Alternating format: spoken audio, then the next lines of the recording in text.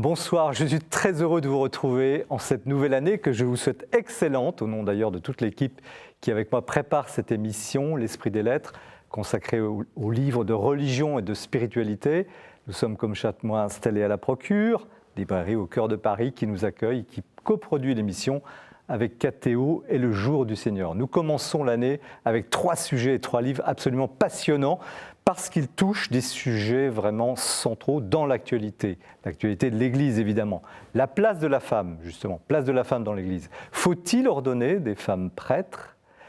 L'histoire de Saint Pierre, prince des apôtres. Comment justifier aujourd'hui la primauté dont il bénéficie sur tous les autres et la primauté du pape ? Et puis nous allons évoquer la postérité spirituelle d'un immense écrivain catholique, Julien Green, qui a été toute sa vie tiraillé entre sa spiritualité et sa sexualité. 3 thèmes majeurs, cruciaux, qui aujourd'hui font l'actualité de l'Église. Anne-Marie Pelletier, bonsoir. Bonsoir. Vous êtes déjà venue sur ce plateau et nous sommes heureux de vous retrouver. Vous êtes professeur de linguistique et de littérature à l'université publique. En tout cas, ça a été toute votre carrière. Mais vous avez 2 autres passions, la Bible et la cause féminine. La Bible, vous l'enseignez dans de multiples instituts supérieurs. La cause féminine dans l'Église, vous la défendez avec brio dans ce livre. Je crois que c'est votre 11e livre, vous me corrigerez. L'Église et le féminin. Sous-titre « Revisiter l'histoire pour servir l'Évangile », c'est chez Salvatore. Alors, ce n'est pas tout à fait votre premier ouvrage sur ce sujet, mais cette fois, vous décortiquez l'Ancien Testament et toute la culture antique pour démontrer combien la femme a été dépréciée, toujours placée au second rôle. Une culture tellement établie, concluez-vous, que l'égalité homme-femme instituée tout de même par le Christ et défendue par saint Paul, n'a pas réussi à dominer cette culture. Elle perdure même aujourd'hui dans l'Église catholique.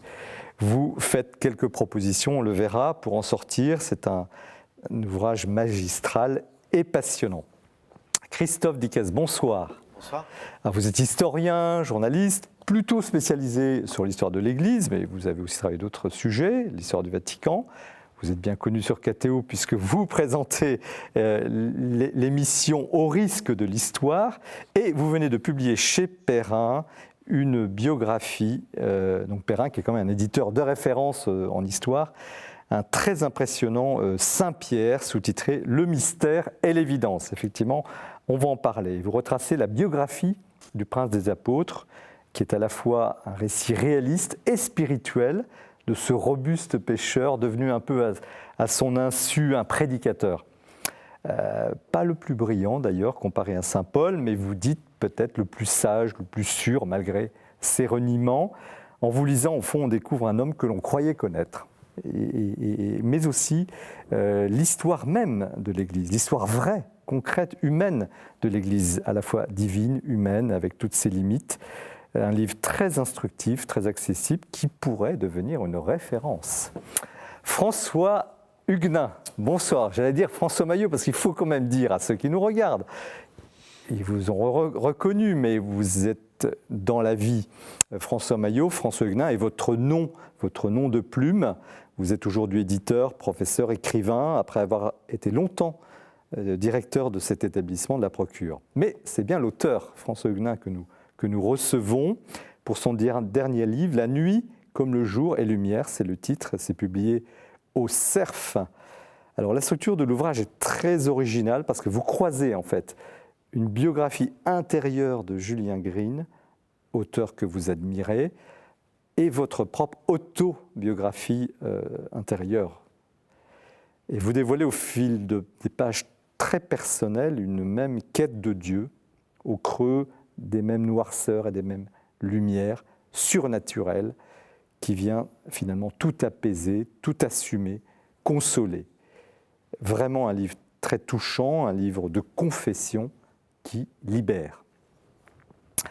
3 ouvrages, je vous l'avais dit, qui ne vous laisseront pas indifférents et qui vont animer cette soirée. Nous commençons l'émission comme toujours par un petit tour des rayons où nous retrouvons Mathilde Mailleux qui nous présente l'actualité du libraire. Restez bien avec nous.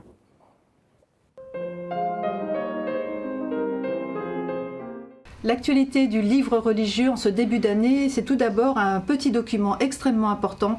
C'est celui de la Conférence des évêques de France, L'Espérance ne déçoit pas, publié aux éditions Bayard, Serres et MAM. Un ouvrage donc d'importance en cette séquence de période électorale qui s'annonce, un ouvrage extrêmement didactique, pédagogique, qui va nous aider à discerner. C'est un ouvrage à lire et avec lequel nous allons pouvoir débattre, nous allons pouvoir discuter, partager. C'est tout l'objectif de ce petit document qui s'avère essentiel. Fin de vie en République d'Erwan Le Moredec à présent aux éditions du Cerf qui publie un ouvrage formidable, passionnant sur le projet de loi sur l'euthanasie qui est en cours. C'est en avocat et en catholique que Erwan Le Moredec se positionne. Il fait une enquête extrêmement fouillée sur ce projet de loi. Que dit en fait entre les lignes ce projet de loi? Qu'est-ce que la fin de vie en France? Eh bien, c'est tous ces aspects-là qui sont déclinés, décryptés par l'œil très acéré de ce juriste et de ce grand chrétien catholique qui s'interpose et qui se positionne en tant que chrétien tout simplement et qui se pose des questions et qui nous amène nous aussi à nous poser ces questions-là. C'est un ouvrage que je vous recommande car il est extrêmement éclairant. Tout ce que j'apprends de Monseigneur Claude d'Agens, qui publie aux éditions du Cerf, est bien une confession croisée, celle d'un chrétien et d'un citoyen, comme il aime à le rappeler. Monseigneur Claude d'Agens, ancien évêque d'Angoulême, académicien, est aujourd'hui à la retraite, il vit dans un EHPAD.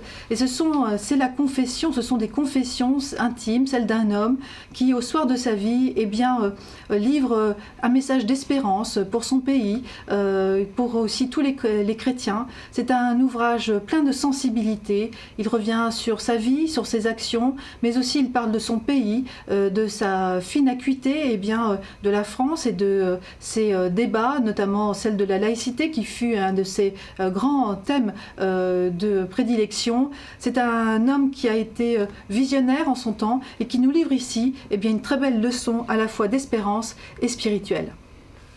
Avec la Bible au fil des jours d'André Miquel, qui est un arabisant, un grand intellectuel, et c'est un chrétien, qui publie aux éditions du Cerf, eh bien j'allais dire une promenade dans la Bible. C'est la Bible, selon André Miquel, c'est comment la Bible de texte biblique eh bien, nourrit cet homme jour après jour, et comment il en ressort, il en tire des leçons de vie. C'est un ouvrage remarquable, formidablement écrit, poétique, et qui certainement séduira beaucoup d'entre vous. La sagesse, où la trouver, à présent, de Jean-Marie Carrière, prêtre jésuite, qui publie aux éditions du Cerf, aux éditions Lessus, eh bien, un ouvrage formidable sur la sagesse de l'Ancien Testament. Tous ces livres de la sagesse, que sont le Qoéleth, Baruch, Job, le Cantique des Cantiques, mais aussi le livre des Proverbes, et il y en a d'autres, eh bien, comment aborder ces livres de la sagesse? Que nous disent-ils? Que nous dit la sagesse de l'Ancien Testament? Comment dialogue-t-elle cette sagesse avec celle des nations? Eh bien, je vous invite à lire ce livre qui est passionnant, extrêmement fouillé et qui est celle d'un passionné. J'allais même vous dire que c'est le livre d'une vie pour cet homme, Jean-Marie Carrière, qui nous livre ici, eh bien, qui nous livre en fait une invitation à lire ces livres de la sagesse et à en faire une expérience de lecture unique.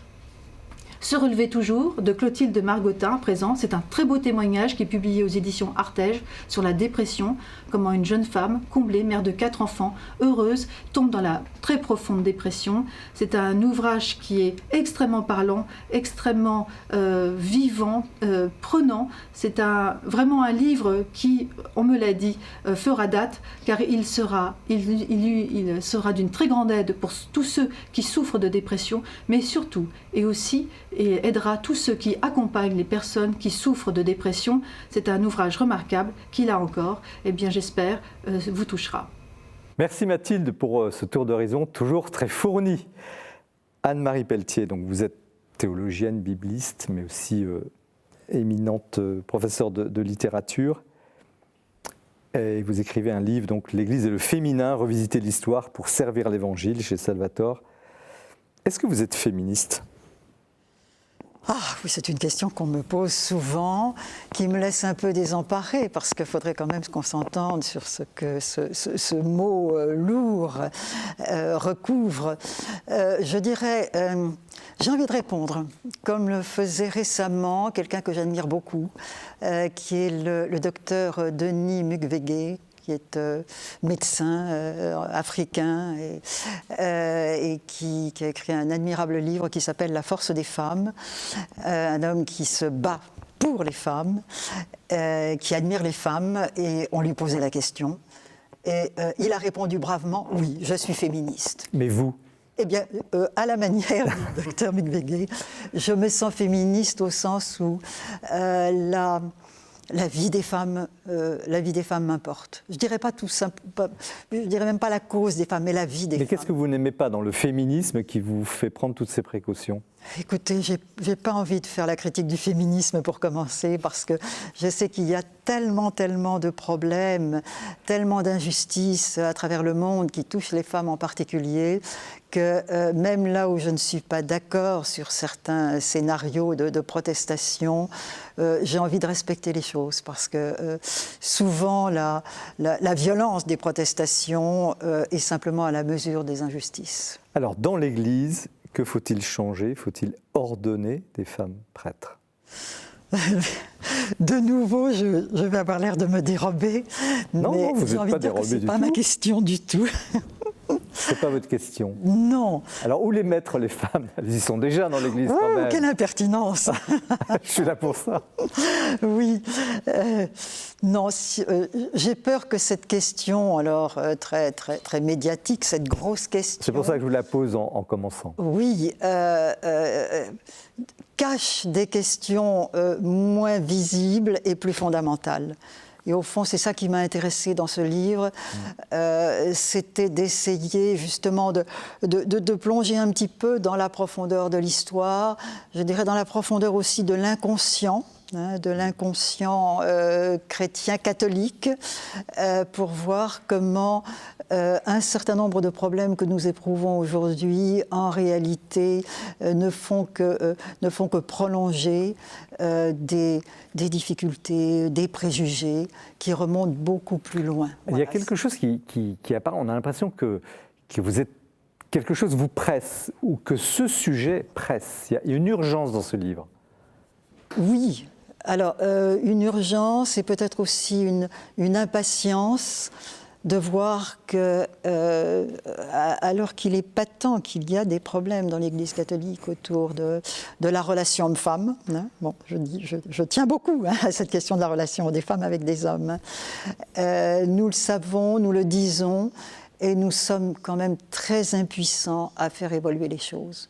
Et je dirais qu'au point de départ de ce livre, il y a le désir de comprendre, ou de comprendre un petit peu mieux, et peut-être de donner à comprendre aussi, j'espère. En tout cas, vous donnez à comprendre. C'est un livre exigeant, hein, c'est un livre argumenté, mais qui est d'une clarté saisissante. Mais c'est le cœur, je pense, de l'ouvrage. Expliquez-nous pourquoi, malgré l'avènement du Christ, qui déclare l'égalité, enfin, qui la proclame, l'égalité homme-femme, donc il ne devrait plus y avoir de discussion, comment cette puissance de l'annonce du Christ n'a pas réussi à en terminer avec cette culture de la domination masculine que vous décrivez très bien dans l'Ancien Testament, avec beaucoup d'éléments, dans la culture antique, dans la culture grecque, et peut-être aussi dans la conscience, c'est vrai que vous l'évoquez également. Comment se fait-il qu'il y ait une sorte d'échec ? C'est ça, effectivement, la question qui m'a provoquée, et c'est ce qui fait que j'ai été regarder un peu du côté de l'anthropologie, en essayant d'entendre une femme en particulier, Françoise Héritier, hein, qui est la chaire d'anthropologie au Collège de France. J'aurais dû citer quelqu'un comme Germaine Tillion, hein. Donc des voix d'anthropologues qui sont des voix de femmes, hein, parce que les hommes aussi ont le droit d'être anthropologues et ils nous disent des choses, mais on est un peu en déficit, hein, du regard des femmes. Mais c'est terrible, ça veut dire que ça inscrit au cœur même de ce qu'on pourrait appeler la nature humaine. Si on veut utiliser ce terme, effectivement, une Françoise Héritier qui tout au long d'une vie durant a étudié des populations diverses et variées, en est quand même venue à cette conclusion que, la différence homme-femme, qui est... Je crois qu'enfin, on devrait pouvoir quand même s'accorder sur cette réalité-là, même si aujourd'hui beaucoup de choses bougent autour de ces questions. La différence homme-femme est une différence qui est immédiatement, spontanément hiérarchisée, et hiérarchisée au détriment des femmes. Et donc ça, c'est une espèce de constante qui s'observe dans les sociétés.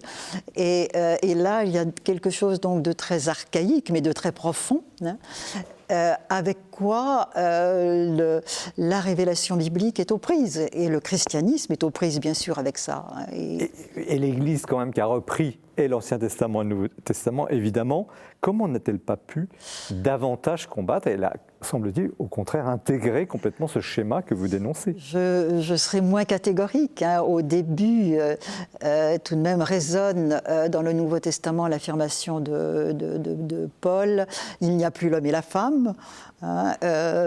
C'est pas la déclaration que la différence des sexes n'existerait plus. Je crois que c'est fondamentalement l'affirmation que dans le Christ, bon, c'est ça l'enjeu, dans le Christ, je dirais ce qui fait l'hostilité entre l'homme et la femme est surmonté, est surmontable. Voilà, donc ça c'est quand même la grande note fondamentale. Et à partir de là, alors c'est toute une histoire qu'il faudrait détailler longuement, plus que je ne peux le faire ici, mais on voit bien que le christianisme produit des déplacements dans les mentalités. Mais on voit aussi que dès la fin du 1er siècle, c'est visible dans le corpus du Nouveau Testament, dans le corpus des lettres, les schémas ambiants, les schémas de la société païenne, refluent sur l'Église et vont entraîner le retour à un certain nombre de dissymétries humiliantes pour les femmes. Alors, à ce titre-là, vous pointez avec grande finesse et tact aussi. Le livre est très, très respectueux des positions et vous expliquez très bien les choses. La question de cette espèce d'impureté chronique de la femme, qui serait une des causes d'ailleurs de ce problème-là. On considère que la femme, au fond, porterait en elle une impureté. Oui. Il semble bien que... difficile de porter des affirmations trop catégoriques, mais un psychanalyste dit pourquoi les hommes ont peur des femmes. Et de fait, le féminin, pour toutes sortes de raisons, a des allures d'énigme quand même aux yeux des hommes. Et en particulier, le sang des femmes n'est pas exactement le sang des hommes.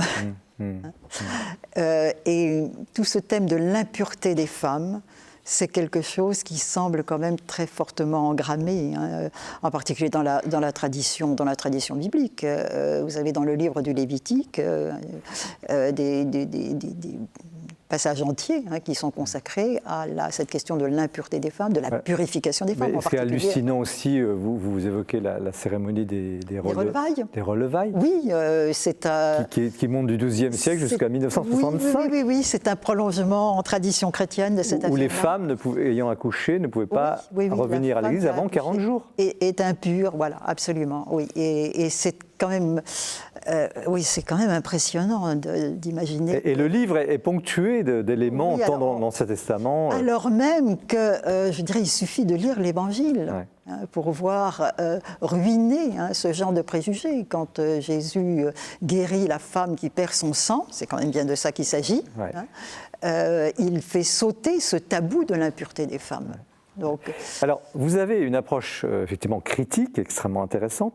Alors, vous parlez du Cantique des Cantiques, bien sûr, qui est un hymne à l'amour, mais il y a aussi le revers de cette hostilité ou de ce mépris de l'homme pour la femme, qui est quand même l'amour entre un homme et une femme. Est-ce que vous en parlez suffisamment? Peut-être pas assez. Parce que c'est une grande conviction, pas simplement personnelle, mais fondamentale dans les Écritures.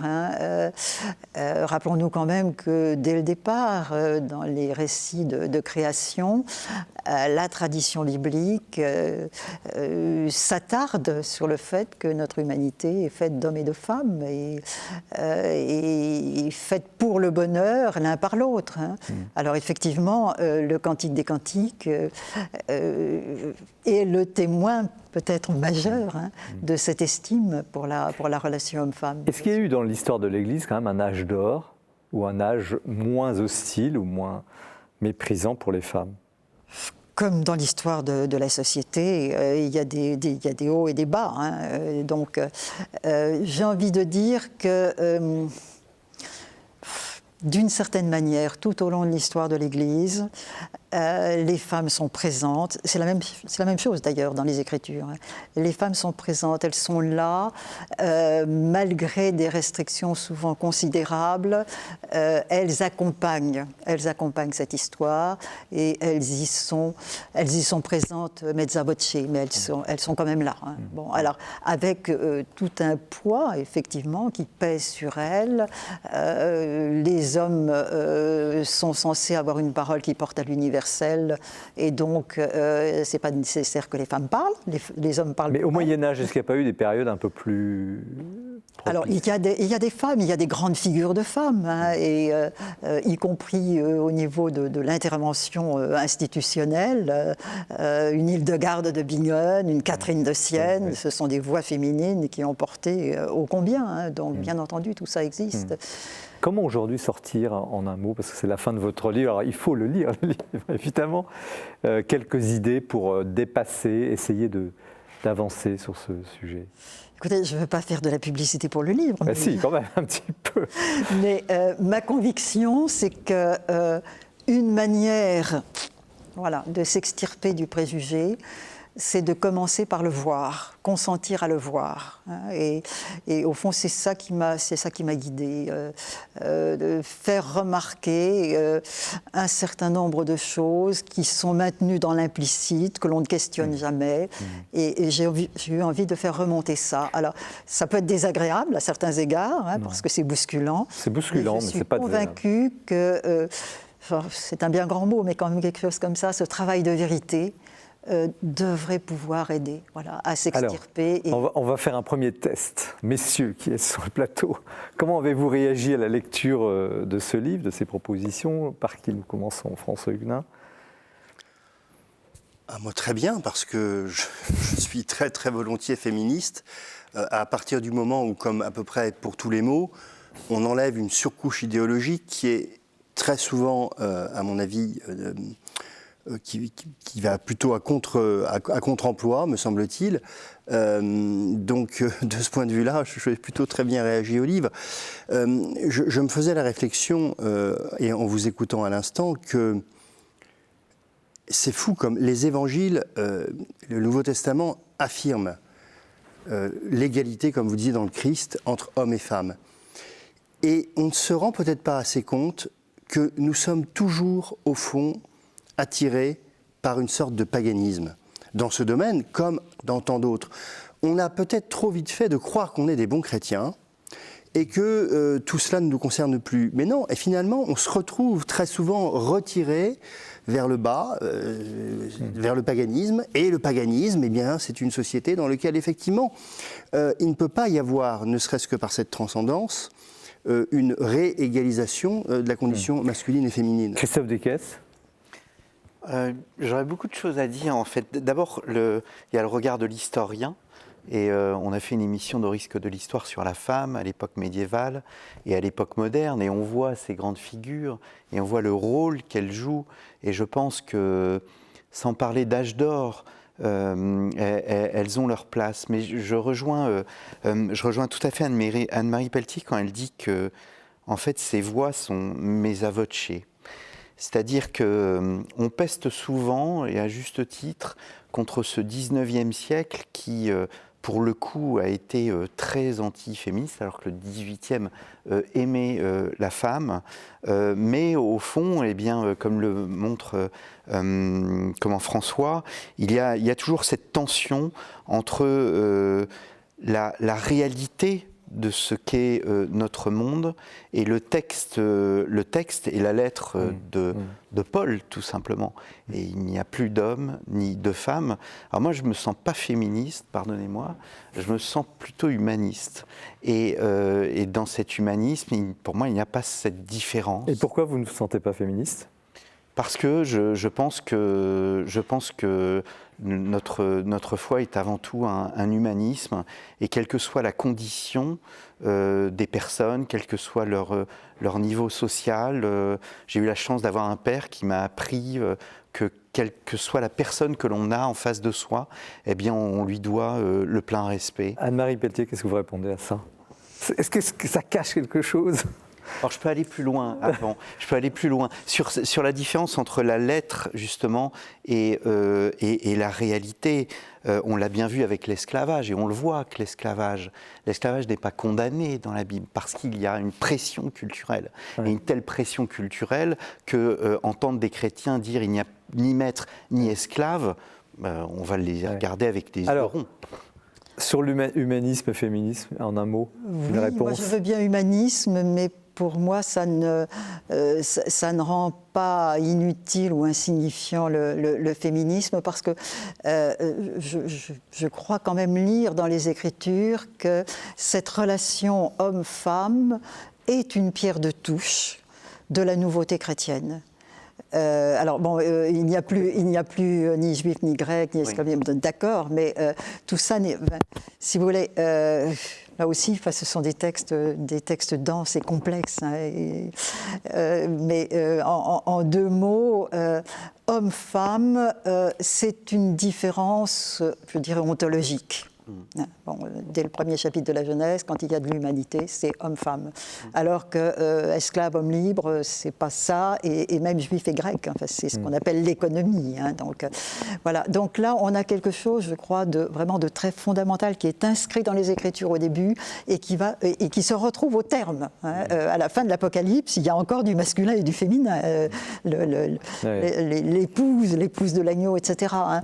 Donc, j'ai envie tout de même, oui, de marquer cette place, la place de cette relation, et de penser que c'est pas une relation parmi d'autres, et que dans la conjoncture présente, quelque chose de la nouveauté de l'Évangile doit s'attester à travers ça. Justement, je pose la question à chacun. Qu'est-ce qui aujourd'hui attend l'Église catholique sur le sujet féminin, sur le sujet homme-femme? Quel est le rendez-vous historique? Parce que ce livre un peu pose cette question. Quel est le rendez-vous historique à ne pas rater pour l'Église catholique? Alors, vous, et puis après. Est-ce que c'est je parlais de l'ordination des femmes tout à l'heure. Est-ce que c'est, je sais pas, une révolution structurelle? Est-ce que c'est des femmes cardinales? Je ne sais. Oui, enfin, bon, moi donnez-nous, je suis membre de la commission sur le diaconat féminin. Bon, je suis censée n'en rien dire, mais enfin, je quand même. Allez-y. Non. Donc la commission instituée par le pape François pour réfléchir sur le diaconat féminin. Bon, personnellement, ça, je ne trahis rien en disant que personnellement, je pense que c'est absolument essentiel qu'aujourd'hui, on puisse aborder à cette réalité-là. Hein. Je dirais au niveau symbolique. Oui. Donc diaconat féminin. Mais c'est pas ça qui va transformer la situation. Donc il y a toute une série, je dirais, une conversion profonde du regard des hommes sur les femmes et des femmes sur les hommes. Hein. François Huguenin. Il faudrait que dans les structures de pouvoir, et il y a une différence à faire entre le pouvoir et le ministère ordonné, il y ait véritablement, alors non pas une parité, parce que l'histoire de parité, je trouve ça stupide, ce ne sont pas des rapports d'algèbre, mathématiques, mais qu'en revanche, la place des femmes dans les organes de pouvoir, de gouvernance dans l'Église, soit infiniment plus importante qu'elle ne l'est aujourd'hui. Concrètement, concrètement, ça veut dire que dans toutes les commissions qui décident, il faudrait qu'il y ait un gouvernement du pape où il n'y ait pas que des clercs, et où il y ait donc des laïcs, hommes et femmes. Christophe Dickès. Alors, est-ce que le fait d'avoir davantage de femmes au Vatican va changer la vision? Je pense que le quotidien de l'Église, ce sont les diocèses. Mais alors, dans les diocèses, vous auriez une idée pour améliorer les choses? Oui, que les femmes soient plus présentes, effectivement, mais ça a été une des recommandations, je pense, de la... Je vous sens sceptique sur le sujet. Mais écoutez, hier, j'étais à la messe à Saint-Martin de Borcheville, en Normandie, et celle qui menait les chants était une femme. Les deux premières lectures ont été dites par deux femmes, différentes. Il y avait des femmes au bas de l'autel. Il y avait plus de femmes, en fait, dans le chœur. Ça vous a gêné ? Que d'hommes. Non. Non, ça ne m'a pas gêné. Mais si vous voulez, je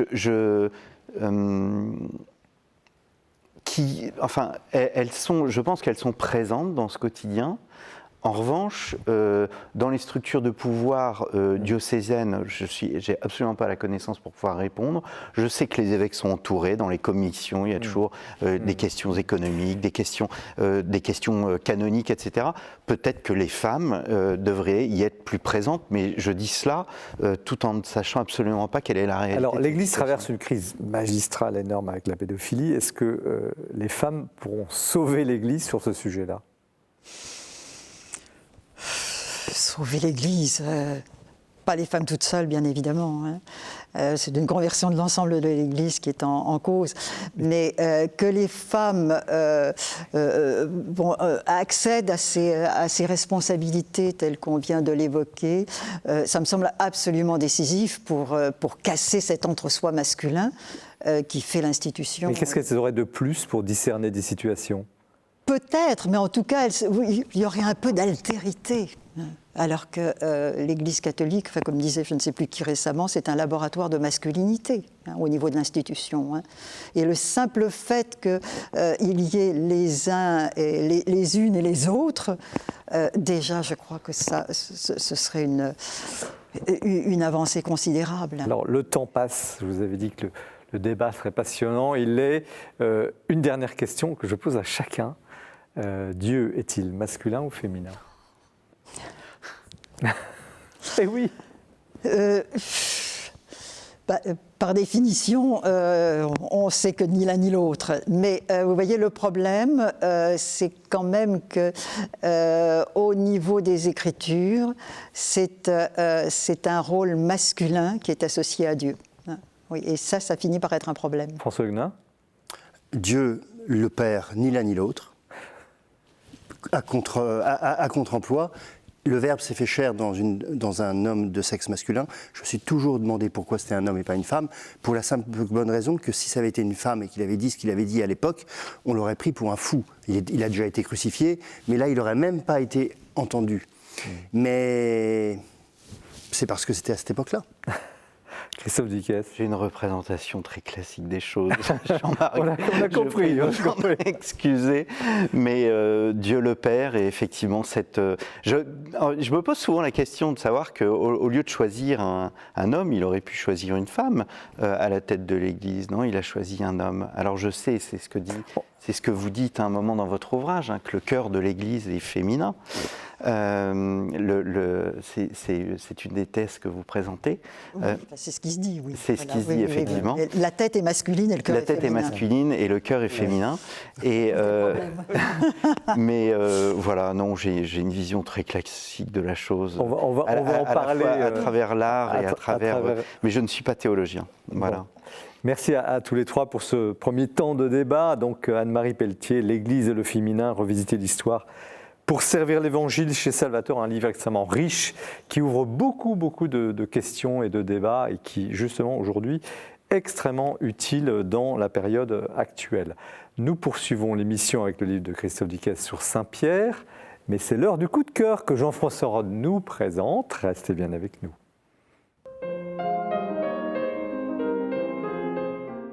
Mon coup de cœur aujourd'hui est généré par l'actualité puisque le pape François vient de proclamer docteur de l'Église Irénée de Lyon. À la grande joie des Lyonnais, mais pas seulement. Et notre pays se réjouit effectivement d'avoir déjà comme docteur de l'Église Hilaire de Poitiers, Bernard de Clairvaux, François de Sales et Thérèse de Lisieux. Donc un docteur de l'Église, c'est un saint qui n'est pas simplement remarquable par ses vertus, par sa vie à la suite du Christ, mais qui a laissé donc un enseignement qui est valable pour l'Église universelle. Et donc Irénée de Lyon est donc le 37e docteur de l'Église. Donc la biographie d'Irénée de Lyon, on la connaît en fait uniquement par Eusèbe de Césarée dans son histoire ecclésiastique. Il est né vers 130, il est mort vers 200. On a une date très précise en 177 parce qu'il a été envoyé justement par les Lyonnais auprès du pape pour porter une lettre. Donc il faut savoir que Irénée de Lyon était un grec. Il est né à Smyrne. Et on ne sait pas très bien où il s'est formé, mais probablement déjà un peu à Rome. Et en tout cas, le pape souligne que c'est un pont entre l'Occident et l'Orient. Et en fait, avec Irénée de Lyon, on touche les tout débuts du christianisme, je trouve avec beaucoup d'émotion, parce que Irénée raconte lui-même qu'il a été le disciple de Polycarpe de Smyrne, qui lui-même avait entendu de ses oreilles l'enseignement de l'apôtre Jean. Voilà ce qu'il dit à un moment. Je puis dire l'endroit où s'asseyait le bienheureux Polycarpe pour parler, comment il entrait et sortait, sa façon de vivre, son aspect physique, les entretiens qu'il tenait devant la foule, comment il rapportait ses relations avec Jean et avec les autres qui avaient vu le Seigneur. Voilà. Donc la grande œuvre de Irénée de Lyon, c'est donc contre les hérésies, réfutation donc de la gnose, dénonciation et réfutation de la gnose au nom menteur. Donc c'est un grand traité qui combat la gnose. Gnose, donc le gnosticisme, plus exactement, c'est assez complexe, mais en fait c'est toujours caractérisé par un grand dualisme entre la chair et l'esprit. Et c'est toujours aussi l'accent sur une connaissance ésotérique qui n'est transmise qu'à quelques initiés qui seront sauvés. En fait, c'est le premier grand traité de théologie que nous avons en Occident, même s'il a été écrit en grec. Voilà. Ça a été publié par les éditions du CERN dans la grande collection Sources chrétiennes, dont l'Institut justement est à Lyon aussi. Et il y a un livre qui publie simplement la traduction, un gros livre, mais tout à fait intéressant, qui s'appelle donc Contre les hérésies. Et si vous voulez goûter vous-même directement au texte, vous pouvez prendre donc un petit livre de poche, La gloire de Dieu, c'est l'homme vivant, des extraits, toujours au CERN, dans la collection Lectio. Et d'Irénée de Lyon, nous avons encore un traité, La foi démontrée, qui, tenez-vous bien, n'a été retrouvé qu'au début du XXe siècle, dans une traduction arménienne. Voilà. Terminons avec la phrase célèbre d'Irénée de Lyon que nous disons souvent, à juste titre, comme une proclamation de l'humanisme chrétien, et un peu anti-janséniste. La gloire de Dieu, c'est l'homme vivant. Mais n'oublions pas la deuxième partie de la formule, la vie de l'homme, c'est la vision de Dieu. Merci Jean-François pour cette présentation. Nous poursuivons l'émission avec un autre livre passionnant, un gros livre cette fois, c'est normal, un beau livre d'histoire chez Perrin, donc écrit par Christophe Dickès, Saint-Pierre, le mystère et l'évidence. Donc une biographie très très sérieuse et fournie sur ce personnage de Saint-Pierre. Mais au fait, il y avait une femme dans la vie de Saint-Pierre. Tout à fait. On le sait d'abord par l'évangile de Luc, puisque Jésus, après avoir guéri un paralytique, si mes souvenirs sont bons, à Capharnaüm, guérit la belle-mère de Saint-Pierre. Donc on pourrait penser que en fait, cette belle-mère, c'est une seconde épouse de son père, mais non, on sait par saint Paul que Saint-Pierre évangélisait avec son épouse à ses côtés. Et il avait des enfants ? Ça relève de la légende. Vraiment ? C'est la part de... Sainte Pétronie à Rome, non ? Oui, exactement, c'est cette légende-là. Il y a énormément de légendes autour de Pierre, et l'historien se doit de regarder ça avec humilité, parce qu'il y a des zones d'ombre qui resteront des zones d'ombre. Alors là, je souligne une qualité du livre, on verra tout à l'heure ce que nos invités en pensent, mais vous avez une méthode extrêmement prudente justement dans l'approche de ces sujets, et vous vous arrêtez quand vous... Exactement. Vous ne pouvez pas conclure. Il ne faut pas aller au-delà du texte. Hein. L'historien est là pour travailler sur le texte. Et alors pourquoi ce sujet ? Pourquoi Saint-Pierre ? Alors, il y a énormément de raisons. D'abord, il y a une raison personnelle. Il y a toujours un peu ce que Pierre Nora disait à propos de Philippe Ariès, de l'égo-histoire. C'est-à-dire qu'on écrit d'abord pour soi avant d'écrire pour les autres. Et dans mon cheminement, à la fois spirituel mais ecclésial, j'ai voulu m'intéresser à Saint-Pierre. Vous le disiez tout à l'heure, je travaille sur le Vatican depuis plus d'une dizaine d'années, une quinzaine d'années maintenant. Et l'historien est passionné par les origines, la cause. Il n'y avait pas de bouquin sur Saint-Pierre? Alors le dernier grand livre, alors il y a eu des livres sur Saint-Pierre. Marc Rastoin vient d'écrire un livre d'exégèse. Il y a eu le livre de Régis Burnet et de Catherine Bizot qui était une petite biographie également. Là j'ai voulu aller à la fois sur l'histoire de Pierre, mais aussi sur l'histoire des représentations. L'histoire des représentations est très importante. L'histoire des représentations, c'est quoi? C'est comment Pierre s'inscrit dans les arts, comment Pierre s'inscrit dans les textes, comment Pierre s'inscrit dans les textes apocryphes notamment. Alors avant d'entrer dans plus de détails, est-ce que la crise actuelle de la papauté, parce qu'on peut dire quand même que la papauté traverse une forme de crise avec ce pontificat crise au sens générique, c'est-à-dire il y a des remises en cause, etc. Est-ce que cette situation vous a inspiré? Complètement. C'est-à-dire que on pourrait se dire, allez, on revient à la pureté des origines, comme l'a demandé tout un mouvement des années 50 et 60, et on s'aperçoit que la pureté des origines, c'était une pureté toute relative, parce que précisément, il y avait des conflits. On estime, dans les temps des premiers chrétiens, à 4 à 6 tendances particulières au sein du christianisme primitif. Et tout le monde connaît la querelle entre saint Paul et saint Pierre sur la pratique judaïque. Si Pierre, c'est la thèse de Christian Grappe, pardon. Christian Grappe, qui est un exégète protestant, qui montre que si Pierre fuit Jérusalem, parce qu'il est libéré miraculeusement, et il va ailleurs. Et voilà, Saint Luc nous laisse là, comme ça, il va ailleurs, on ne sait pas où. Or, on comprend que Pierre est indésirable à Jérusalem et qu'il est obligé, parce qu'il doit faire face à des extrémistes qui, à un moment ou à un autre, les mettront aux griffes du temple, en tous les cas des grands prêtres, et bien dans les griffes du grand prêtre, eh bien, il valait mieux pour lui qu'il parte ailleurs. Alors comment avez-vous travaillé? Parce que les sources, quand même, bon, il y a évidemment les évangiles, les épîtres et tout ça, mais à part ça, est-ce que vous avez pu trouver d'autres sources? Alors, il y a, en fait, si vous voulez, c'est plus une approche, ce qu'on appelle une approche historiographique. C'est-à-dire que l'historiographie a fait, les études historiques ont fait énormément de progrès, notamment sur la connaissance du milieu. Donc, je commence par cela. Que signifie être pêcheur au 1er siècle en Galilée? On a des détails sur la taille des filets. Exactement, mais c'est très important parce que la taille des filets vous dit si Saint-Pierre est un pauvre pêcheur, comme nous laisse l'image très 19e siècle, l'image d'Épinal, ou bien si c'était plutôt un personnage de la classe moyenne.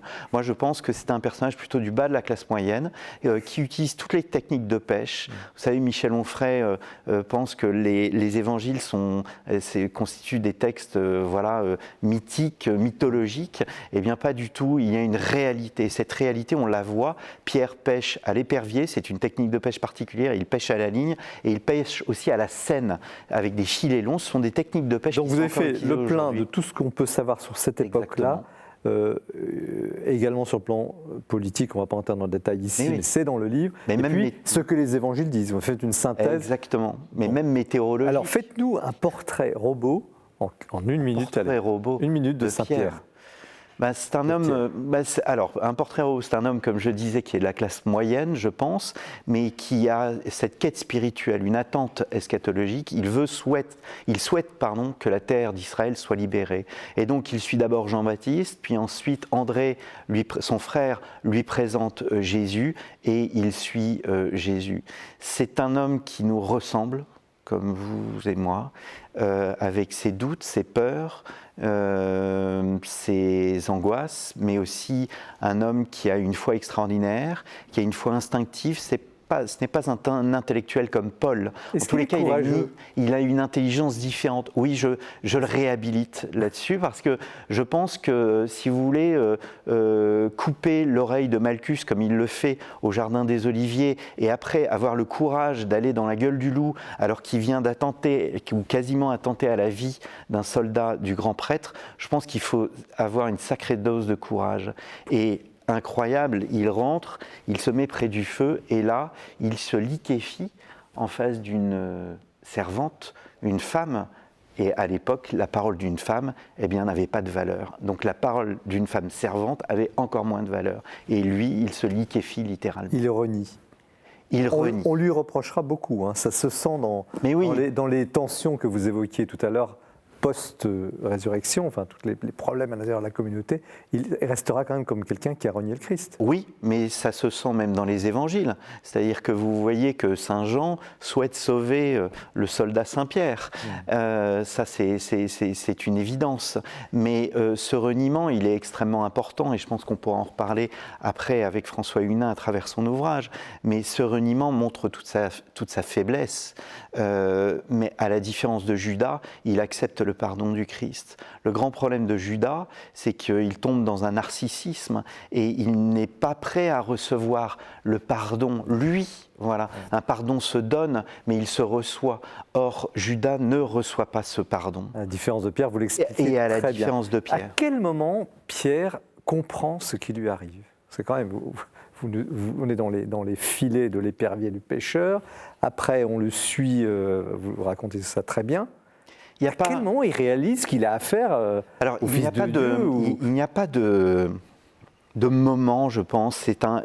Pierre chemine dans les évangiles, c'est ce que montre très bien le père Jean-Philippe Fabre du Collège des Bernardins, dans son livre sur Pierre dans l'évangile de Marc. Mais le reniement, pour y revenir, c'est le centre de l'évangile. Pourquoi c'est le centre de l'évangile? Alors en dehors bien évidemment de la résurrection, mais c'est le centre de l'évangile. Pourquoi? Parce que c'est le moment du pardon et c'est le message principal, la miséricorde de Dieu. Et si Pierre est le personnage le plus cité du Nouveau Testament après Jésus, bien évidemment, c'est parce que il est mis en avant par les différents évangélistes, à la différence de Marc. Alors pourquoi il est de côté chez Marc? Parce que c'est Pierre qui dicte à Marc l'évangile, et donc il va se mettre en retrait. Et c'est un homme humble, Pierre, il ne veut pas se mettre en avant. Et alors qu'il ne tient pas à se mettre en avant, il est mis en avant par Jésus. Est-ce que c'est pour ça que cette psychologie, que le Christ l'a choisi? Je pense, oui. Je pense parce que, encore une fois, Pierre, c'est nous, avec nos fautes, nos chutes, nos erreurs, nos interrogations, mais aussi nos actes de foi, nos élans.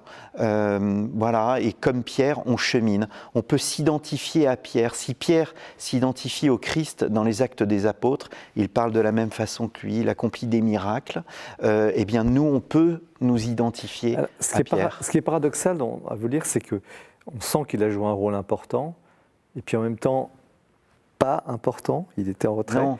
Et alors, on se demande, au fond, à quel moment il a joué il a été décisif. Il est décisif parce qu'il est choisi. Il est décisif parce qu'il est choisi. Il est décisif parce que c'est la fameuse phrase de Matthieu, tu es Pierre et sur cette pierre je bâtirai mon église. Mais on ressort toujours cette phrase-là, il n'y a pas que celle-ci. Il y a aussi affermis tes frères dans la foi, dans Saint Luc. Et il y a par 3 fois l'ordre que lui donne Jésus après la dernière pêche miraculeuse de Saint Jean. Bon, on pense que la première et la deuxième pêche miraculeuse, celle de Saint Jean, celle de Saint Luc et celle de Saint Jean sont la même pêche. Mais la communauté johannique qui écrit le dernier chapitre de Saint Jean, le 21e, fait dire à Jésus « paie mes brebis ». Mais, et c'est ce qu'explique très bien qu'expliquait très bien le cardinal Ratzinger avant de devenir pape, eh bien cette primauté pétrinienne existe dans les têtes, dans la réalité. Elle n'est pas seulement liée à cette phrase. Elle est avant cette phrase, puisque les évangiles ont été écrits à un moment où il fallait mettre l'histoire noir sur blanc. Est-ce qu'il n'y a pas un doute là-dessus? Est-ce qu'on n'a pas un peu bidouillé? Est-ce que l'Église catholique n'a pas un peu, excusez-moi l'expression, bidouillé? Non, je ne devrais pas dire ça, mais est-ce qu'elle n'a pas un peu arrangé les choses pour affirmer la primauté de Saint-Pierre et des papes? Non, parce que, si vous voulez, la communauté johannique, quand elle écrit le chapitre 21, Saint Jean vient de mourir, et elle est orpheline, et elle sait bien que, par souci d'unité, il n'y aura que Rome, en fait, et il n'y aura que ce qu'on appellera plus tard l'évêque de Rome, même si l'épiscopat monarchique de Rome apparaît un peu plus tard, au milieu du IIe siècle. C'est pour ça que vous pensez qu'il y a une réécriture, ou qu'il pourrait y avoir une réécriture. Mais je le répète, c'est ce qu'explique très bien le cardinal Ratzinger, avant d'être écrite, cette primauté, elle est dans les têtes. Et c'est parce qu'elle est dans les têtes, elle est dans la tradition orale, qu'elle s'inscrit dans les différents textes évangéliques. Quand vous dites communauté joannique, pour nos téléspectateurs, au fond, chaque apôtre générait autour de lui, après la mort du Christ, une communauté, c'est ça? Oui, exactement. Mais c'est ce que dit saint Paul aussi. Mais que disent les protestants sur tuer Pierre et je bâtirai mon Alors, église? les protestants considèrent qu'il n'y a qu'un pape, que je mets le mot pape entre guillemets, parce qu'il apparaît beaucoup plus tardivement, il apparaît au IIIe siècle, mais ils pensent qu'il n'y a qu'un chef de l'Église, c'est Saint Pierre, qu'il n'y a pas cette succession apostolique. Ils lui reconnaissent quand même ce statut. Ah bah oui, Oscar Cullmann, qui est le grand exégète protestant, qui a écrit un remarquable Saint-Pierre, alors je ne suis pas d'accord avec la deuxième partie sur la primauté et la succession apostolique, eh bien Oscar Cullmann reconnaît non seulement ce statut à Pierre, c'est évident, c'est difficile de le nier, c'est lui qui, il a une place, hein, c'est lui qui parle au nom des apôtres, il est toujours le premier, c'est celui qui est le plus cité, il a cette fonction que lui donne le Christ. Une dernière question avant de passer la parole à nos amis. Est-ce qu'il y a encore des choses à découvrir sur Saint-Pierre? Alors, je pense qu'il y a des choses à découvrir dans la théologie pétrinienne. Par exemple, l'épître de Pierre, la première épître de Pierre, est une épître que l'on retrouve aujourd'hui. Et j'incite les téléspectateurs à la relire. On la trouve dans la Bible à la fin de. Oui, parce qu'elle décrit exactement ce qui se passe aujourd'hui. Alors, je ne peux pas résister, Anne-Marie Pelletier. C'est vous qui allez commencer. Est-ce que vous avez appris quelque chose? Vous êtes une théologienne professionnelle quand même, bibliste, éminente. J'ai appris à voir Pierre dans le trait concret d'une vie incarnée. Et là, je crois que c'est sans prix. Vous avez fait un travail qui permet de lever le voile sur cette histoire tellement à distance de nous. Et en vous lisant, je pensais d'ailleurs à Chantal Régnier, qui a fait un travail un peu comparable à propos de Saint Paul et des femmes. Et j'admire beaucoup ce travail des historiens que vous êtes, qui trouvent le moyen de rendre à la chair de l'histoire ces figures des Écritures. Et là, tout ça est extraordinairement vivant. Enfin, on vous lit avec... Il n'y a pas de point critique? Non, moi j'étais très, très heureuse de cette lecture. Bon, François Guenin.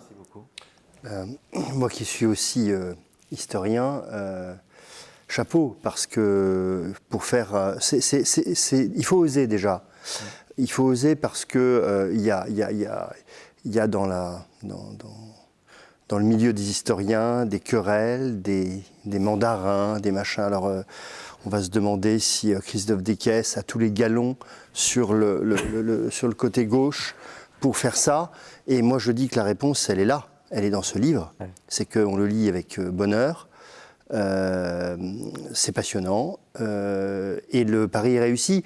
Et c'est quand même un drôle de pari de faire 350 pages sur un personnage sur lequel, même si vous dites qu'il est le plus cité, il y a quand même, c'est mince malgré tout, le corpus. Mais, donc il faut il faut rassembler.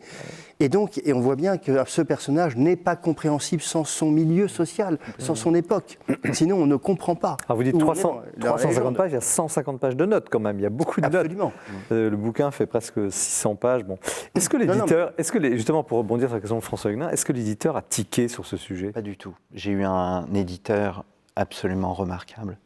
Et ça veut dire aussi qu'un éditeur laïque, Perrin, n'a pas peur d'un sujet aussi... Pas du tout. En fait, le livre, comme tout bouquin, a une histoire. C'est-à-dire que je déjeunais avec mon éditeur et il m'a proposé 2 livres. Il y avait le Vatican, Vérités et Légendes, et il m'avait demandé d'écrire sur Jean-Paul II. Et en fait, j'avais vraiment pas envie d'écrire sur Jean-Paul II, mais je voulais me pencher sur Saint-Pierre. Et donc je lui ai proposé, je lui ai envoyé un synopsis et je lui ai dit on ira au-delà, on ira dans l'histoire des représentations, on ira dans l'archéologie aussi. Alors ça, c'est un aspect qu'on n'a pas le temps d'aborder, mais vous développez beaucoup la question du tombeau de Pierre, qui est passionnante, très bien documentée. On verra si on a le temps d'en parler. Mais je voudrais vous poser la question de savoir, au fond, que retenir de tout ça ? Au fond, qu'est-ce qu'il faut retenir de Saint-Pierre ? Dans le contexte actuel de crise, dans le contexte, qu'est-ce qui vous paraît fondamental ? Réentendre les textes et qui à l'évidence, manifestent à la fois que Pierre est parmi les autres, hein, il est parmi les 12, donc il est accompagné d'autres, hein, et ça c'est tout de même fondamental, hein, mais manifestement aussi, il est le premier. Hein, la scène dans les récits de résurrection, lorsque le disciple que Jésus aimait et puis Pierre se rendent au tombeau, le disciple que Jésus aimait court plus vite que Pierre, mais voilà, il s'efface. Hein. Voilà. Donc là, il y a quelque chose effectivement d'impressionnant. Hein. François Huguenin ? Moi, ce qui me frappe, c'est que c'est vraiment l'art de l'historien de le montrer, c'est que Pierre, c'est une période, et depuis, il y a 20 siècles de l'Église où on a des représentations de Pierre. Donc, ça devrait nous appeler à beaucoup de modestie quand on est persuadé de savoir ce qu'il faut que le pape soit ou pas. Parce qu'il est bien évident que ce qu'on va dire aujourd'hui, on ne l'aurait pas dit il y a 2 siècles, ni il y a 10 siècles, ni il y a 15 siècles. Et donc, avoir cette profondeur et cette profondeur de champ historique est, à mon avis, nécessaire pour ne pas dire n'importe quoi sur des sujets brûlants. Alors, je ne cite personne. Hein. Pourquoi l'Église, je rebondis sur votre remarque, finalement, parce que vous avez dit tout à l'heure que l'Église, dès le départ des premières années, était déjà sous tension avec des clans et des divisions, 6, 7 peut-être, voilà. Et puis il y a cette fabuleuse histoire où Pierre doit fuir Jérusalem, parce qu'à Jérusalem, il y a Saint Jacques, qui était de la famille du Christ, donc prééminent, mais il y avait aussi Saint Paul aussi qui arrivait, donc voilà, il y a aussi Antioche, Jérusalem. Bon, vous racontez ça magnifiquement, mais comment, justement, retenir aujourd'hui, pourquoi l'Église n'a pas retenu cette leçon de la diversité ? Pourquoi elle est aussi centralisée ? Pourquoi, il y a un paradoxe, pourquoi finalement avec Pierre elle s'est centralisée ? Il y a beaucoup de questions dans ce que, et c'est une question complexe parce qu'elle renvoie, finalement à ce qu'évoquait Anne-Marie Pelletier, à savoir la question de la synodalité chez les orthodoxes, quelle est la place des autres apôtres, et on voit bien qu'il y a à chaque fois, Pierre prend la parole, mais il prend la parole après avoir consulté les différents apôtres. Dans la querelle d'Antioche, dans ce qu'on appelle le premier concile de Jérusalem, Paul parle, puis ensuite Pierre, et enfin Jacques. Pourquoi Jacques parle-t-il en dernier ? Est-ce que c'est parce qu'il a cette prééminence par rapport à Jésus ? Donc, si vous voulez, le pouvoir pontifical, c'est ce que j'explique dans un chapitre, se construit dans sa forme, ou dans ses formes, plus exactement, au fil des siècles. Mais croire que, par exemple, le pouvoir d'Innocent III au XIIIe siècle, le pouvoir de Grégoire le Grand à la charnière des VIe et du VIIe siècle, est le même que le pouvoir de Pie IX au moment de l'infaillibilité pontificale, ça n'a pas vraiment de sens.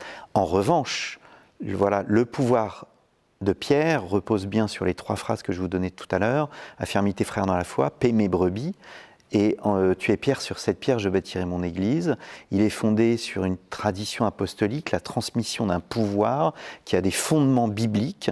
Donc il y a cette transmission. Et les pères de l'église, donc Irénée, Ignace d'Antioche, Clément de Rome, jusqu'à Léon le Grand, vont modeler ce pouvoir dans. Oui, mais aujourd'hui, on a une dynamique de décentralisation, justement.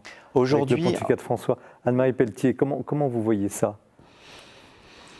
Oui, Oui, moi je suis frappée de ce que, à l'origine, l'origine ménage de la pluralité et du débat. Hein, voilà. Et donc, alors, bon, ce sont tous les aléas de l'histoire, hein, mais qui font que, effectivement, les choses vont se concentrer sous la forme d'un pouvoir quand même hégémonique. Mais au départ, tout de même, Pierre, c'est l'évêque. Rome, c'est la ville de Pierre, hein, et l'évêque de Rome est normalement est l'intendant de l'unité. Exactement. Donc la lettre de Clément de Rome manifeste bien qu'il est l'arbitre. Hein, parce qu'il y a une lucidité sur les divisions potentielles. Mais c'est très important ce que dit Anne-Marie Pelletier. Elle dit il est l'arbitre. Et cette notion d'arbitre, elle est essentielle. Parce que des débats dans l'Église, la centralisation pontificale telle qu'on la connaît aujourd'hui, elle date plus du 19e qu'elle ne s'inscrit dans l'histoire. Et Rome joue davantage le rôle d'arbitre. Alors, bien évidemment, depuis la réforme grégorienne, il y a une centralisation au XIe siècle, il y a une centralisation galopante, mais c'est le trait d'union. En fait, c'est le sens du mot, le mystère et l'évidence. Le mystère, c'est quoi? C'est le choix d'un homme pécheur, et l'évidence, c'est la garantie de l'unité. Parce que sans Pierre, il n'y a plus d'unité et il n'y a que division. Donc pas question, c'est ma dernière question, pas question d'abolir la primauté, François Huguenin. Absolument pas, mais la primauté, elle s'est vécue de manière extrêmement diverse à travers les siècles, et chaque époque de l'Église vit à sa manière la primauté, et pas toujours de manière unanime. On est dans un pays gallican en France, donc la primauté de Pierre, c'est pas du tout une tradition française, très très loin de là. Anne-Marie Pelletier.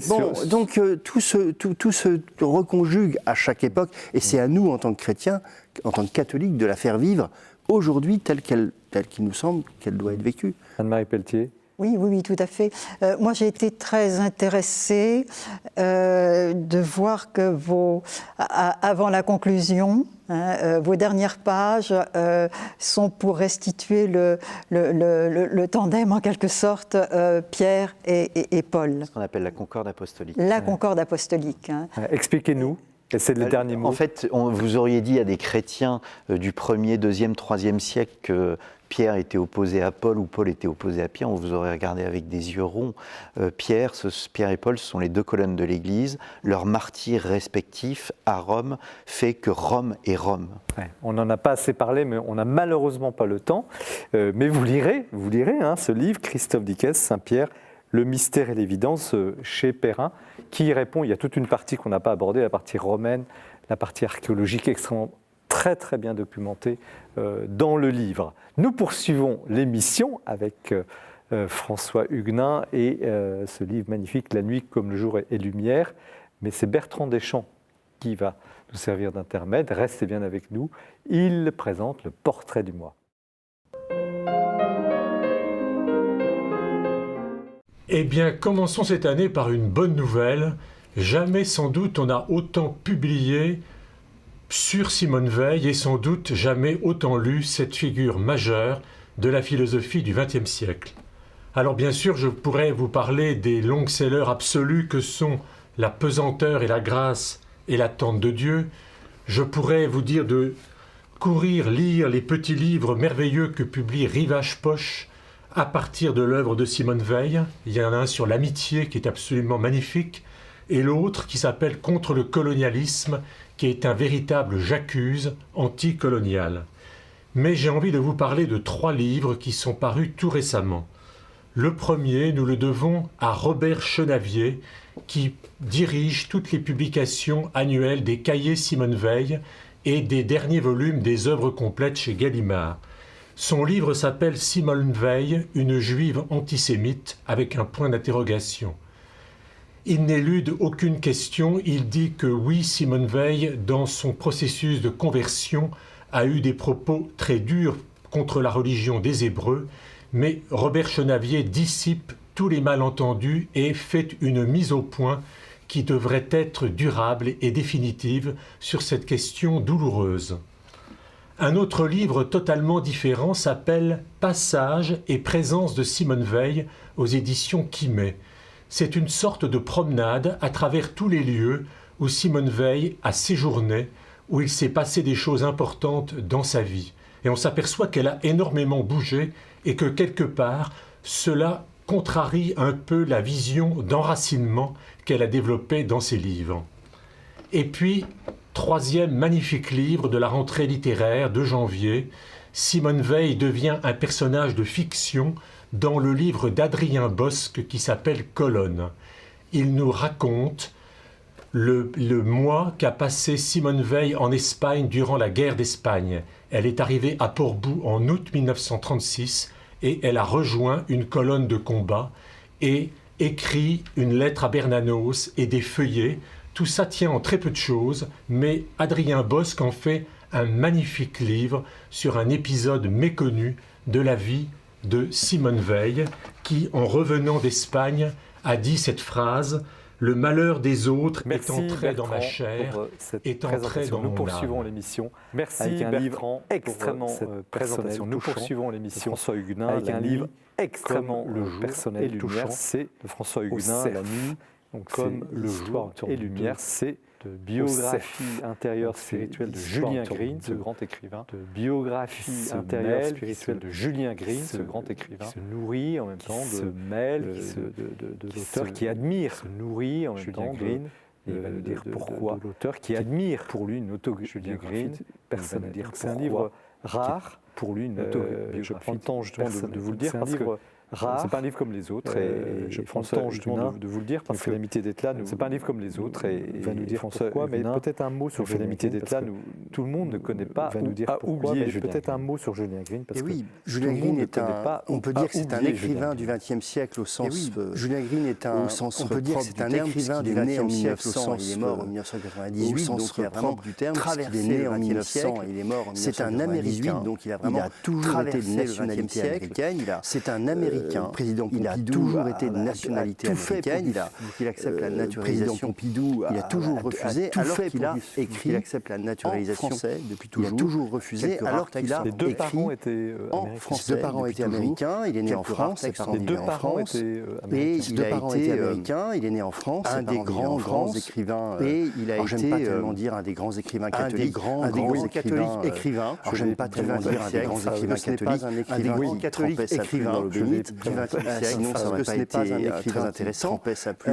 Qui a deux grands volets dans son œuvre, très intéressant, romanesque absolument époustouflante. Qui a deux grands volets dans son œuvre, le diariste, une œuvre romanesque absolument époustouflante, qui est à peu près une œuvre de diariste avec un journal monumental, qui a été republié, qui est petit à petit republié dans sa version intégrale, avec les passages expurgés, petit à petit republié dans sa version intégrale avec les passages expurgés. Ça, c'est une caractéristique de Julien Green. Il y a ce champ de bataille, et disons, ce désir caractéristique de Julien Green, sexuel, qui était, disons, en l'occurrence homosexuel, et puis un immense désir spirituel, en l'occurrence homosexuel, et puis un immense désir spirituel qu'il vit très mal peut-être à certains moments, puis qui finit par arriver une forme mal peut-être à certains moments, puis qui finit par... Oui.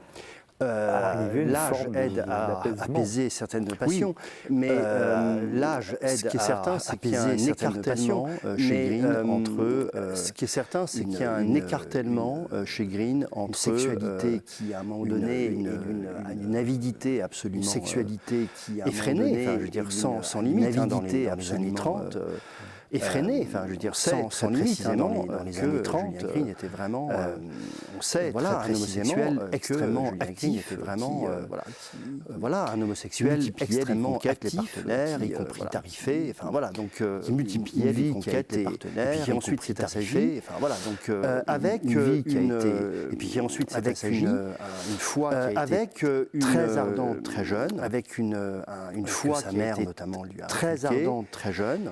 qui a été un petit peu mise en veilleuse dans ces grandes années, qui a été un petit peu mise en veilleuse dans ces grandes années, on peut dire, mais qui a jamais été complètement absente. Sexuel, on peut dire. Il y a ce tiraillement qui a jamais été complètement absente. À la fois, il y a ce tiraillement qui chez lui nourrit l'œuvre du journal et à la fois l'œuvre romanesque et l'œuvre du journal et autobiographique. Dans le livre, il n'y a pas que lui. On va parler de cette étape de conversion, mais après, vous livrez dans le livre, il n'y a pas que lui. Il y a vous.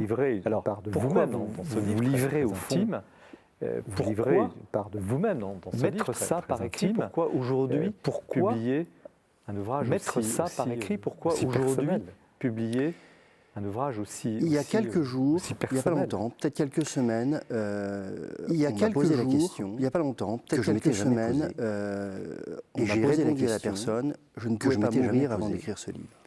Et j'ai répondu à la personne, parce qu'il me semble que je ne pouvais pas mourir avant d'écrire la vérité, parce qu'il me semble que l'on la vérité par sa vie, de ce que l'on dégage est plus importante que tout. On a des jeux de rôle dans l'existence. C'est plus importante que tout. Voilà, on a un métier, on a une famille. Des jeux de rôle. Quand je dis jeu de rôle, c'est pas au mauvais sens du terme, mais on occupe des positions. Quand je dis jeu de rôle, c'est pas au mauvais sens du terme, mais on occupe des positions. Et en réalité, je crois que nous sommes tous bien autre chose que ce que l'apparence peut montrer. Je crois que nous sommes tous bien autre chose que ce que l'apparence peut montrer. Quand j'ai lu toute l'œuvre de Green, dans le bienheureux premier confinement, relu qui a au moins servi à ça, dans le bienheureux j'ai commencé à écrire, parce que ça faisait une vingtaine d'années que je voulais écrire sur Green. J'ai commencé à écrire, parce que ça faisait une vingtaine d'années que je voulais écrire sur Green. Et en écrivant sur Green, j'ai commencé à écrire sur moi. Parce que j'ai connu cet écartèlement, je sais ce que c'est que cet écartèlement entre la foi et le désir sexuel, entre la foi homosexuelle en ce qui me concerne, le désir sexuel. J'ai fini par comprendre que c'était, je sais ce que c'est, dû à une blessure d'enfance. J'ai fini par comprendre que c'était dû à une blessure d'enfance sexuelle, très précoce. Mais j'ai mis très longtemps avant de le savoir, et j'ai donc vécu pendant des années cet écartèlement, avec tout ce que cela peut vécu pendant des années, cet écartèlement, avec tout ce que cela peut de honte, de dégoût de soi, de culpabilité, de honte, d'avoir l'impression d'être double, de dégoût de soi, montre dans son œuvre. Et quand j'ai découvert Green à 30 ans, tout ce que Green montre dans son œuvre, et quand j'ai découvert Green à 30 ans, mais je me suis dit, c'est pour ça que je voulais absolument, puisque j'ai un peu le don d'écrire, je voulais absolument, puisque j'ai redonné un peu le don d'écrire, quelque part ce qu'il m'a donné. Lui redonner. Quand je dis qu'il m'a sauvé, c'est vrai. Quelque part ce qu'il m'a donné. Quand je dis qu'il m'a sauvé, c'est vrai. Sans lui, c'est vrai. Je pense qu'à un moment donné, j'aurais été enfermé dans une solitude intérieure trop immense. Là, j'aurais été enfermé dans une solitude intérieure trop immense. À ceux qui liront ce livre, qui m'a tendu la main. Lisez. J'ai envie de dire. Vous pouvez, qui liront ce livre, aussi trouver dans une œuvre comme la sienne, lisez Julien Green, un compagnon de route, vous aussi trouver dans une œuvre comme la sienne, telle ou telle chose, un compagnon de route, et que vous ayez l'œuvre est suffisamment universelle, c'est pas très qu'elle puisse toucher. L'œuvre est suffisamment universelle. Quel est votre conseil de lecture? Moi, je ferais commencer par le livre que j'ai lu en premier, qui est Moira. Moi, je ferais commencer par le livre que j'ai lu en premier, qui est Moira, roman de 1950, donc qui a le premier des romans dans lesquels son catholicisme des romans dans lesquels son catholicisme quel est au fond s'affirme dans une œuvre romanesque. Quel est au fond dans cet écartèlement de Green? Qu'est-ce qui vous a nourri au fond dans cet écartèlement? Qu'est-ce qui vous a nourri qui pourrait parler à ceux qui nous regardent, qui nous écoutent? Qui pourrait parler à ceux qui nous frappé, je crois que ce qui m'a le plus qui est dans Moira, frappé, qu'un des personnages de Moira prononce, qui est dans Moira, qui est tiré de la première lettre de Jean, personnage de Moira, si ton cœur te condamne, qui est tiré de la première lettre de Jean. Je me souviens, si ton cœur te condamne, Dieu est plus grand que ton cœur. Et moi qui avais été élevé dans un catholicisme où j'ai lu cet intégriste, d'une folie. Et moi qui avais été élevé dans un catholicisme intégriste, la conscience. Je pense on m'avait fait une représentation d'un Dieu vengeur. On m'avait fait une représentation d'un Dieu vengeur. Enfin, ce qu'on m'a expliqué. Et là, je me suis dit, mais si mon cœur me condamne, Dieu est plus grand que mon cœur. Donc il y a espérance possible. Mon cœur me condamne, Dieu est plus grand que mon cœur, donc il y a au bout de la nuit une espérance possible. Et ça, c'est Green qui me l'a donné, une lumière au bout de la nuit. En me citant une phrase de Jean que je n'avais pas lue, en me citant une phrase de Jean que je n'avais pas lue et que j'ai découverte. Donc véritablement, j'ai appris que j'ai découverte. Donc véritablement, le seul nom, j'ai appris par Green, Ratzinger, que j'aime beaucoup, disait ça aussi, et je crois le seul nom véritable de Dieu, c'est l'amour, que j'aime beaucoup, disait ça aussi, et que Dieu, le Dieu des Juifs et des chrétiens, est un Dieu d'une miséricorde absolue. Le Dieu des Juifs et des chrétiens est un Dieu d'une miséricorde absolue. Je vais vous demander, François, sauf que nous, un petit exercice que vous allez. Alors, je vais vous demander, François, c'est de lire un petit exercice. C'est quelques lignes. Faire très page 143. C'est de lire où Green raconte quelques lignes sa conversion. À la page 143. Ce moment où Green raconte décisif ou sa conversion. Ce moment décisif où il. Oui. Voilà. C'est une nuit de 1948. Oui. C'est une nuit de 1948. Tout ce que je puis en dire aujourd'hui et que je vis du souvenir de la splendeur de Dieu. Tout ce que je puis en dire aujourd'hui et que je vis du souvenir de la splendeur de Dieu. Feu. Et je cite le texte qui a été, on sait maintenant que ce fut une nuit de feu, et je cite le texte qui a été retrouvé et publié dans le journal intégral. Récemment, j'ai été pris et jeté dans une sorte d'océan de flammes. J'ai été pris et jeté dans une sorte d'océan de flammes. Je me suis changé en un feu. Je suis devenu sans flamme. Je me suis changé en un feu et je devenais partie de cet amour. J'étais cet amour par une transformation soudaine. Je brûlais, j'étais cet amour comme brûle un corps par une transformation soudaine. Le feu. Je brûlais non comme brûle un corps. C'est Pascal, mais comme c'est la nuit de feu de Pascal. D'ailleurs, Green a un style qui ressemble étrangement au grand style pascalien. D'ailleurs, Green a un style qui ressemble la même nuit de feu, c'est-à-dire pascalien. Ces deux hommes, et il y a la même nuit de feu éprouvé, c'est-à-dire que à un moment donné, ces deux hommes, que Dieu est amour, éprouvé, et que le feu de l'esprit, à un moment donné, on le sent. Que Dieu est amour, on peut même le ressentir de l'esprit. On le sent. On peut même le ressentir dans son corps. Est-ce que l'Église, comment ça s'est passé avec l'Église? Parce qu'il devait avoir une réputation sulfureuse. Donc comment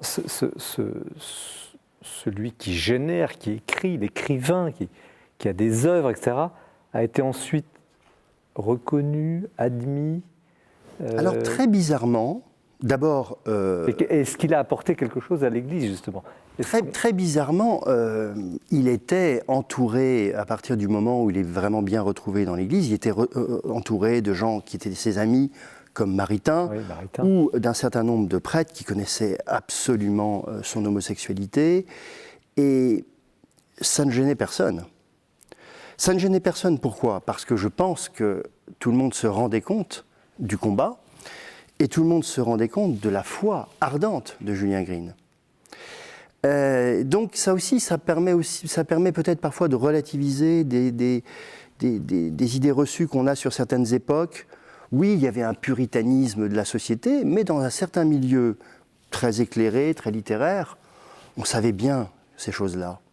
Et on les connaissait, non pas pour relativiser le péché, mais parce qu'on savait qu'il y avait quelque chose de plus important et qu'il y avait des chemins de vie qui échappaient. Est-ce qu'il a rayonné dans l'Église ? Je crois qu'il a été important pour beaucoup de gens, mais dans des cercles privés, amicaux. Ce n'était pas une personnalité sociale, publique. C'était vraiment quelqu'un qui, d'abord, vivait des relations amicales très fortes, et puis qui écrivait. Qui ne cherchait pas tellement à être un influenceur, comme on dirait aujourd'hui dans l'Église. Ça ne l'intéressait pas. Une dernière question avant de donner la parole à nos amis. Qu'est-ce qui sauve? Dieu ou la littérature ou l'écriture? Les deux, avec un sens un peu différent du mot. Seul Dieu sauve par Jésus-Christ ressuscité, évidemment. Mais j'ai toujours pensé que Dieu passe dans nos vies par l'art, notamment par la littérature. Pour moi, ça a été aussi par la musique, par le cinéma.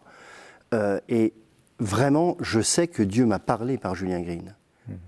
Il ne m'a jamais autant parlé que par Julien Green.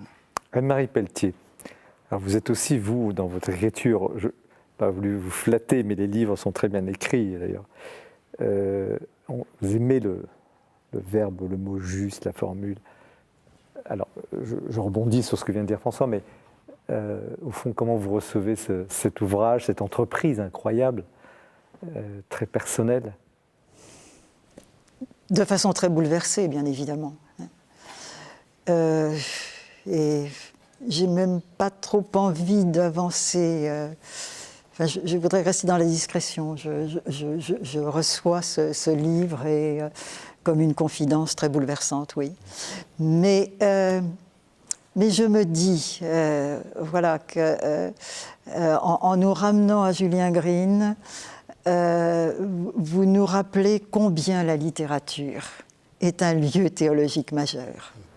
Je veux dire que avant Deus Caritas Est de Benoît XVI, avant l'année de la miséricorde à laquelle le pape François nous a conviés, la littérature sait ces choses-là et a ce pouvoir de bousculer ces images fallacieuses du Dieu pervers, du Dieu menaçant, etc., pour nous ramener à ce centre extraordinaire où tout est dit. Hein. Et en lisant Green, et par moments on ne sait plus très bien de qui il est question, mais je repensais à ces mots de Mauriac, ce que nous croyons être le pire est peut-être ce qui émeut le plus le cœur de Dieu. Alors nous allons y venir, mais avant, Christophe Dickès, un mot sur le livre. C'est ce projet réalisé par François Huguenin. Moi j'ai été très ému parce que je connais François depuis plusieurs années et cette façon de nous ouvrir son intimité m'a vraiment bouleversé. Je l'ai partagé avec une amie commune et il y a un lien, si vous voulez, entre Pierre et ce livre et le mystère du mal, ce qu'on appelle le mystère du mal au fond. Et il y a cette couverture, voilà, la nuit, comme le jour est lumière. Alors là, il y a un soleil et il y a la lune, mais il aurait pu mettre un coq, parce que le coq, c'est celui qui annonce le reniement. Tu ne m'auras renié, tu m'auras renié 3 fois avant que le coq chante 2 fois. Mais le coq, si vous voulez, dans la mythologie gréco-romaine, c'est la tribu d'Esculape qui est le dieu de la médecine, qui ressuscite les morts. Et donc le coq est là pour annoncer non seulement le reniement, comme le prophétise Jésus au moment de la dernière scène, mais il est là aussi pour dire la rédemption, il est là pour dire la résurrection, il est là pour dire la miséricorde. Quel que soit au centre, mal. Exactement. Et cette miséricorde, comme tu viens de le dire, nous n'y croyons pas. Judas n'y a pas cru, Pierre lui y a cru, il pleure amèrement, mais et ça, on est au cœur. Ce livre nous emmène au cœur de l'Évangile, et Green nous emmène au cœur de l'Évangile. Du mystère chrétien. Alors justement, je rebondis sur ce que vous venez de dire sur Mauriac, et je cite, page 125, une citation de Green. « Je pensais hier que le mal et le bien sont comme l'ombre et la lumière sur une route. La route en est toute tachée et bigarrée, écrit-il, mais va tout droit vers Dieu. Autrement dit, le bon grain et l'ivraie sont dans le même champ. Il n'y a pas un monde pur et un monde impur.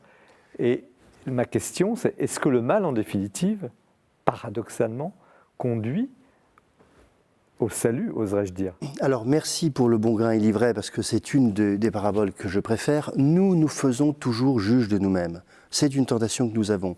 Nous voulons faire la récolte avant la moisson. Nous voulons être le moissonneur. Parce que c'est sans doute inscrit au très fond de notre être humain, on veut contrôler. Je crois que ce qu'essaye de dire Green, et c'est ce que j'essaie de dire dans ce livre, c'est qu'il ne s'agit pas de relativiser, mais parfois il y a d'abord du mal qui nous traverse. Il y a le mal qu'on fait, qu'on occasionne librement, mais c'est rare finalement. Il y a aussi le mal qui nous traverse.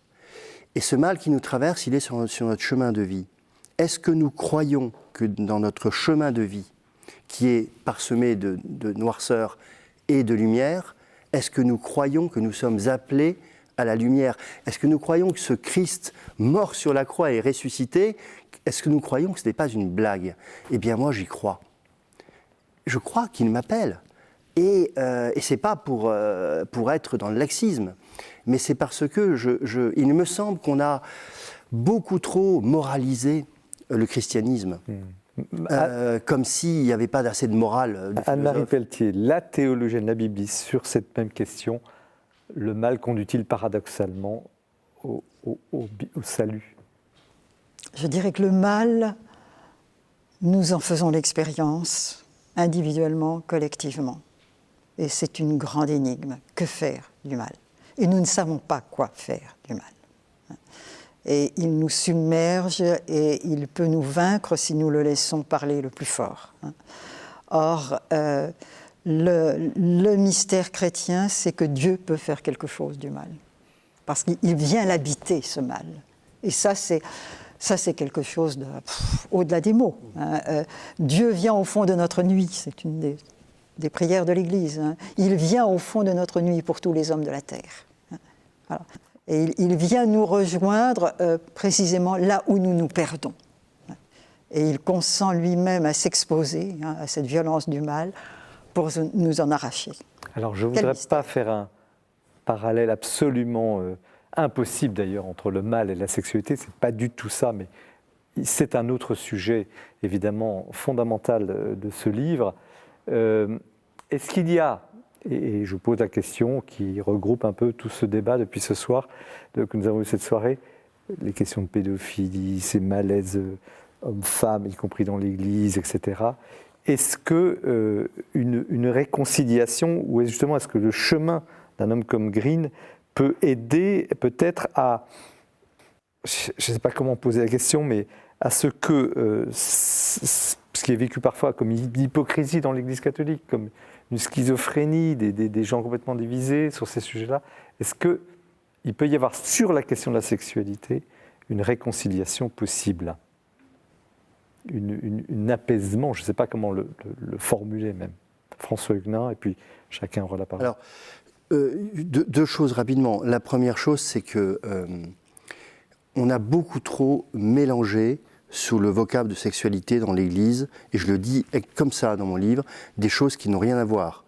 La masturbation, l'amour hors mariage, l'adultère, qui est un péché contre la fidélité, avant d'être un péché sexuel, et puis la pornographie, le viol, la prostitution, qui sont des atteintes profondes à la dignité de la personne humaine. Là, il faudrait qu'on arrête définitivement de tout catégoriser ça autour du sexe. Ça, ce n'est plus possible. Ça aiderait à apaiser beaucoup de choses. Et après, j'ai envie de dire, la sexualité est à la fois une des choses les plus belles de l'être humain et aussi, très souvent, une des choses les plus terribles. Et ça, je trouve que on ne le dit pas assez. On est très content de la théologie du corps dans l'Église catholique, grâce à Jean-Paul II, mais ça met un peu la poussière sous le tapis. En fait, on a du mal à regarder l'homme tel qu'il est, alors qu'en fait, Dieu, Jésus qui regarde Saint-Pierre dans le prétoire, le regarde tel qu'il est, c'est-à-dire à la fois un être qui est misérable, mais qui est infiniment digne parce qu'il est créé à l'image et à la ressemblance de Dieu. On a beaucoup de mal à faire rentrer la sexualité dans cette tension qui est celle de l'humanité. Anne-Marie Pelletier, un mot sur ce sujet qui est très vaste. Oui, je crois qu'il est très vaste. Parce qu'il y a la question de la continence, de la chasteté, il y a plein de choses. Il est très fondamental. Et l'actualité terrible qui se vit dans l'Église catholique aujourd'hui doit nous ramener à cela. C'est une espèce de boîte noire, la sexualité telle qu'elle existe dans l'Église aujourd'hui, enfin depuis. Et là, je reprends mon propos, depuis pratiquement l'origine. Paul Ricoeur, le philosophe Ricoeur, a écrit un article admirable dans les années 60, « La sexualité, la merveille, l'errance, l'énigme ». La merveille, On évoquait le Cantique des Cantiques tout à l'heure. Hein, voilà. L'errance, c'est aussi le lieu de toutes les pertes et de toutes les violences. Et là, je parle comme femme, enfin, bon, témoin des violences faites aux femmes. Hein. Et puis finalement, l'énigme. Hein. Or, dans le monde chrétien, alors que nous devrions être tout de même bien placés pour penser la corporéité, l'histoire de l'incarnation, oui. Hein. Eh bien, là, je crois que nous avons vraiment raté le coche. C'est-à-dire que très vite, les choses ont dérapé. Hein. Un ouvrage que François Huguenin cite et que je cite aussi s'appelle « Le renoncement à la chair », hein, un travail d'historien. Dès le 4e, 5e siècle, il y a des choses qui sont faussées. On ne sait plus penser positivement la sexualité. D'où l'intérêt de ce genre d'ouvrage, de François, qui justement livre à cette réflexion, à ces manques, peut-être justement une réflexion nécessaire. Ça fait partie des urgences du moment, ça. Voilà. En tout cas, merci à tous les trois. L'émission doit se terminer. Il nous faudrait plus de temps, comme à chaque fois. Merci de votre attention, surtout. Merci à François Huguenin, donc La nuit comme le jour et lumière au CERF. Merci à Christophe Dickès, Saint-Pierre, le mystère et l'évidence chez Perrin. Et merci à vous, Anne-Marie Pelletier, l'Église et le féminin. Revisiter l'histoire pour sortir l'Évangile. Chez Salvator, nous avons vécu une soirée magnifique. Je suis comblé, très heureux qu'elle puisse inaugurer l'Esprit des Lettres 2022. Merci de votre fidélité. Vous retrouvez l'émission sur les sites respectifs de KTO, du Jour de Seigneur et de la Procure. Nous nous retrouvons dans un mois. Bonne lecture.